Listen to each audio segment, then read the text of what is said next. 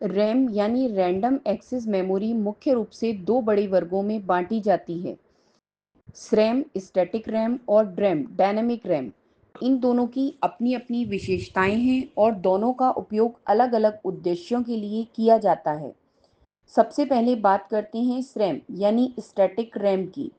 यह रैम बहुत तेज होती है क्योंकि इसमें डेटा स्टोर करने के लिए फ्लिप फ्लॉप सर्किट्स का उपयोग किया जाता है। इसका मतलब है कि जब तक पावर सप्लाई मिलती रहती है, डेटा सुरक्षित रहता है और बार-बार रिफ्रेश करने की ज़रूरत नहीं होती। स्पीड और रिलायबिलिटी के कारण श्रैम का उपयोग ज़्यादातर सीपीयू की कैश मेमोरी के रूप में किया जाता है, जहां डेटा को बार-बार और तुरंत एक्सेस करने की ज़रूरत पड़ती है। लेकिन इसकी कॉस्ट काफ़ी ज़्यादा होती है और यह आकार में भी बड़ी होती है, इसलिए इसे मेन मेमोरी के रूप में इस्तेमाल नहीं किया जाता। आप इसे ऐसे समझ सकते हैं जैसे किसी स्टूडेंट की स्टडी टेबल पर सबसे ऊपर रखे गए स्टिकी नोट्स। बहुत तेजी से इस्तेमाल होते हैं लेकिन ज़्यादा लिखने की जगह नहीं होती।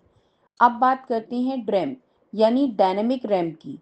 यह रैम SRAM से सस्ती होती है और कंप्यूटरों में मुख्य रूप से इसी का इस्तेमाल किया जाता है।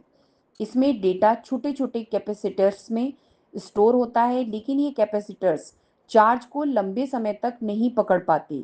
इसलिए ड्रेम को बार-बार रिफ्रेश करना पड़ता है ताकि डेटा सुरक्षित रहे। यही कारण है कि इसे डायनेमिक कहा जाता है। हालांकि यह SRAM से धीमी होती है, लेकिन कम कीमत और अधिक स्टोरेज क्षमता होने के कारण यह प्राइमरी मेमोरी के रूप में सबसे ज़्यादा लोकप्रिय है। इसे आप ऐसे समझ सकते हैं जैसे स्टडी टेबल पर रखी बड़ी कॉपी, जिसमें बहुत कुछ लिखा जा सकता है, लेकिन बार-बार उसे पलटकर देखना पड़ता है ताकि नोट्स मिट ना जाएं। अब ड्रैम के भी कई आधुनिक रूप मौजूद हैं। एसडी रैम, सिंक्रोनस ड्रैम, यह सिस्टमैटिक क्लॉक के साथ सिंक्रोनाइज होकर काम करती है, जिससे सीपीयू और मेमोरी के बीच कम्युनिकेशन तेज और स्मूथ हो जाता है।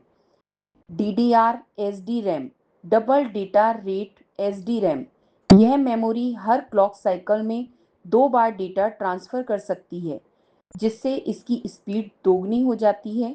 DDR टेक्नोलॉजी आज DDR2, DDR3, DDR4 और DDR5 तक पहुंच चुकी है और हर नई पीढ़ी पिछले से तेज़ और अधिक एफिशिएंट होती है।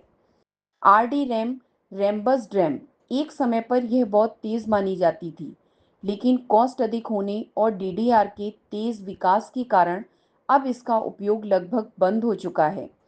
मोबाइल डिवाइसेस और लैपटॉप्स में आजकल डीडीआर रैम का ही उपयोग होता है, लेकिन वहाँ low power DDR, LPDDR memory लगाई जाती है ताकि बैटरी की खपत कम हो और परफॉर्मेंस बनी रहे। उदाहरण के लिए, जब आप सुनते हैं कि किसी फ़ोन में 8 GB LPDDR4X रैम है, तो इसका मतलब है कि उस फ़ोन में हाई स्पीड और पावर एफिशिएंट रैम लगी है। संक्षेप में कहें तो रैम के प्रमुख प्रकार SRAM और DRAM हैं। SRAM तेज़ और महंगी है, इसलिए कैश मेमोरी के रूप में इस्तेमाल होती है। DRAM थोड़ी धीमी लेकिन सस्ती और बड़ी कैपेसिटी वाली होती है, इसलिए मुख्य मेमोरी के रूप में यही सबसे ज़्यादा प्रचलित है। और ड्रेम से ही एसडी रैम और डीडीआर जैसी आधुनिक तकनीकें निकली हैं, जो आज हर कंप्यूटर और मोबाइल डिवाइस को पावर दे रही हैं।